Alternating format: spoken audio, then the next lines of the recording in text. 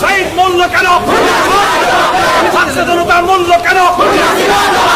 উনি হাসিনা জবাব দেয়। আইনজীবীরা গ্রেপ্তার কেন?